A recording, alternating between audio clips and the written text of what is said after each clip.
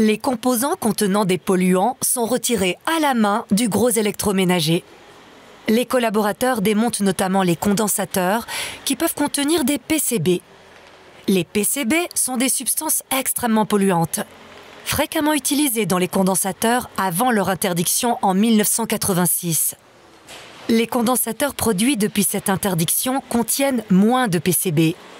Mais il y a toujours de vieux appareils qui arrivent ici pour être recyclés. Les collaborateurs retirent également les tuyaux et les câbles. Leur matériau est relativement pur et ils risquent de boucher les systèmes de broyage.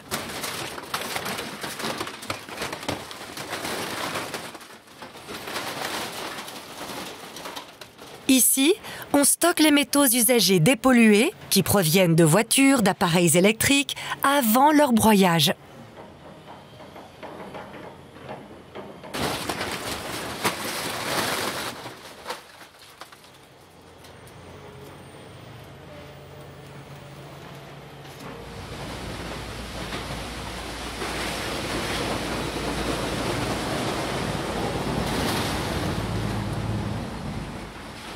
À l'aide de grappins, le métal usagé est déposé sur un convoyeur à bande qui le transporte jusqu'au broyeur grande capacité.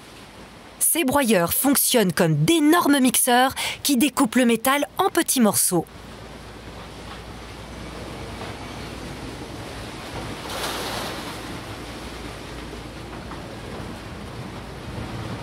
L'opérateur pilote le système de broyage. Il décide quelle quantité de matériaux arrive dans le système et à quelle vitesse. Il est chargé d'optimiser l'utilisation de la machine et veille donc à ce que la quantité de matériaux ne soit ni excessive ni insuffisante. Le matériau broyé est trié par la machine. Ainsi, de puissants aimants retirent le fer et autres substances magnétiques.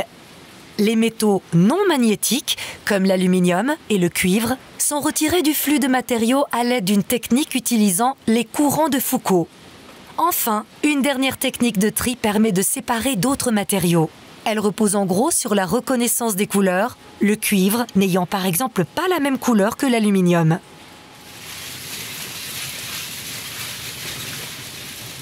Ici, on stocke les métaux magnétiques tels que l'acier et le fer avant leur enlèvement.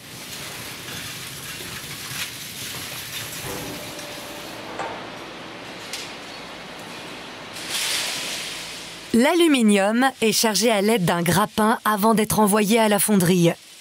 Les fractions comme le fer sont traitées dans des fonderies suisses. L'aluminium et le cuivre sont envoyés par camion ou par train à l'étranger en Europe. La Suisse manque de fonderies spécialisées dans la transformation de ces métaux.